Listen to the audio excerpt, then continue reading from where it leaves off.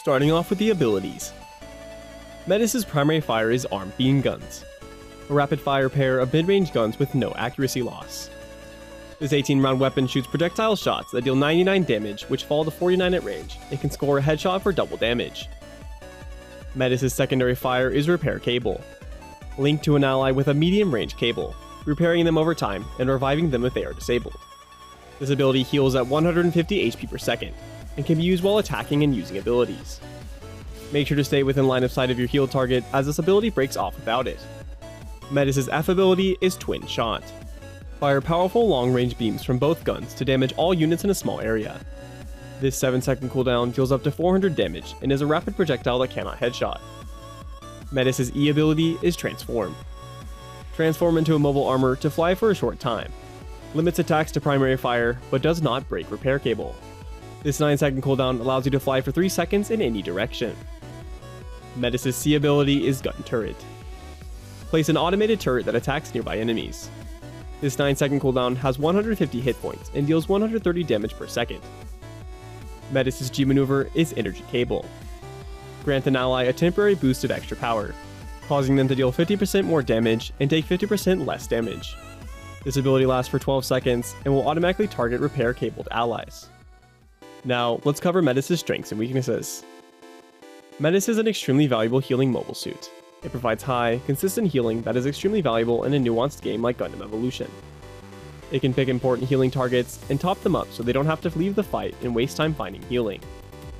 Methuss has one of the best G maneuvers in the game also. It is extremely flexible, lasts for a very long 12 seconds, and can break impossible defenses on the final points of maps. To add to this, Methuss is not a sitting duck against its predators, having a solid damage capability that can be used at the same time as its repair cable, in addition to a turret that can peel it from diving enemies. It can compete with most mobile suits in the game for mobility, having 2 dashes and a fly cooldown. With all these strengths, Methuss seems amazing, but it does have striking weaknesses still. Methuss only has 800 hit points, with a very large hitbox that just seems to catch bullets that should have missed it. This means that Methuss is very vulnerable to being caught unaware by a flanker. While it does have the tools to defend itself, it is often a high ask for it to win a 1v1. To win, it must play better than its attacker, and predict their aggression before it even occurs. Methuss does not have any additional self-healing capabilities, so it is the weak link of the team. Even when playing with a second healer that can support Methuss, it is still the best target to hunt down. This is compounded by the fact that repair cable's range is very short, and breaks if its target goes even slightly around a corner. This not only forces Methuss to play in awkward locations and predict where its heal target will move, but especially makes it more vulnerable as it cannot play in ideal, safe locations. With that covered, let's talk about when to play Methuss. Methuss can be played in almost any situation, and with almost any set of team members. It is best played with a GM to support and protect it, but this is not an absolute requirement. Similarly, as Methuss is not an aggressively oriented unit, map types are not the biggest factor for when to play it. However, Methuss will have an easier time on large maps that are harder for flankers to reach it on, and will have more difficulties on smaller maps with good flank routes that are good for flankers. While Methuss can benefit a team in almost every situation, it is extremely valuable while attacking the last point of capture maps like Flak Fort or Missile Base. Enemies respawn and return to point very quickly, so killing them rapidly is even more important in these situations. Methuss's G maneuver can be comboed with Pale Rider or Barbatos to fully wipe enemy teams and push past nearly impossible defensive situations. After this, Methuss can then shore up his team with healing against the respawns that stagger onto the point. With this said, definitely consider playing Methuss on the final objective of point capture and destruction while attacking. With everything else covered, now it's time to talk about how to play Methuss. Methuss is primarily about doing 2 things: not dying, and consistently maintaining healing uptime, which you can do because you didn't die. Starting with how not to die, the most important aspect is being extremely aware of where enemy flankers are. If you scout them, you can outplay them.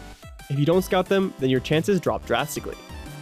Make sure to hold every possible advantage from the inevitable flanker attack. This means being very careful of a few things. First, make sure to save your F ability to burst down a flanker when it engages. This will often be the difference in saving yourself or not. Second, set up your turret early and don't let it be broken before the flanker engages. Placing it in a safe location where it can see you and your other healer loses some regular damage, but sets a time limit for how long a flanker can dive onto you and pressure you before they would die. Third, do not take unnecessary damage. You don't deal enough damage to try and secure kills at range versus enemies like Pale Rider or RX-78. If you take too much damage doing something like this, you'll be an easy kill for a flanker if you don't have another healer to heal you up. And if you do, then you won't have their healing ability to help you later on, because they likely will have had to use it earlier. The matchup versus flankers is already hard enough. You don't need to make it harder, so keep in mind these important tips and learn to think like the enemy flanker. This way you can know all the routes it would take and be ready before it even engages. Moving on to healing, the first rule of healing is prioritizing yourself over your healing target. Never try to feed and save a teammate, or position dangerously because you want to heal someone. You just cannot help your team if you are dead. Now that we're not going to feed, how does one actually heal on Methuss? Methuss players must focus on constant uptime of healing. If you are healing a full HP target, you are wasting your time. And if you are forgetting to heal teammates, then you shouldn't even be playing Methuss. It is important to understand that you will never be able to keep up with the healing needs on your team during a fight, so you must prioritize certain players. General rules for priority goes first to teammates that are about to die, right then. After that, healing should go to whichever unit needs HP the most to do its job effectively. A Sazabi, for example, must have high HP before it can re-engage.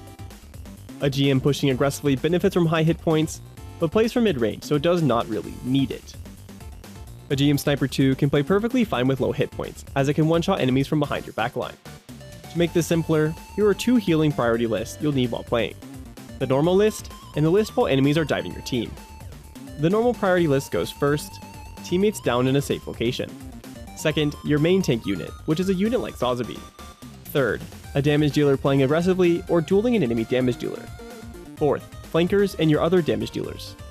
And last, teammates downed in dangerous locations. The second form of this list is when the enemy is diving your team, and goes as this. First is whatever teammate is being dove onto and is about to die, especially if this is your other healer. Second, teammates down in a safe location. Third, your main tank unit. Fourth, damage dealers dueling an enemy and playing aggressively. Fifth, flankers and non-aggressive damage dealers like GM Sniper 2. And once again last, teammates downed in dangerous locations. Moving on to some general concepts. Even if you are being dove by a flanker, do not stop healing your team. While it is a difficult skill to fight back against the flanker while maintaining your healing focus, it is very important to enable your teammates to fight the flanker too. It is okay to hunt kills occasionally, but it requires you to think through the trade-off. Is the chance of me getting this kill a higher value than what I can do by healing my team right now? If the answer is no, then don't go for the kill. Almost always playing to heal your team will be the best choice. While Methuss' G maneuver is excellent for wiping a whole team in a G maneuver combo with units like Barbatos or Pale Rider, you will not always be playing with these units. So make sure to put your energy capable G maneuver onto a powerful but consistent unit. Sazabi, for example, is an excellent choice as it makes great use of the damage and the extra tankiness. Additionally, it is very important to give its G maneuver to a target that either does not have its G maneuver available yet, or to wait until it has already used it. That way, it can get the full value of Methuss' G maneuver while charging its own from the increased damage. Want to better your Methuss gameplay by understanding your healing targets better? Then make sure to check out these other mobile suit guides I made in the same style. Thanks so much for watching, and make sure to support the channel if you're enjoying the content. I appreciate all of you guys so much.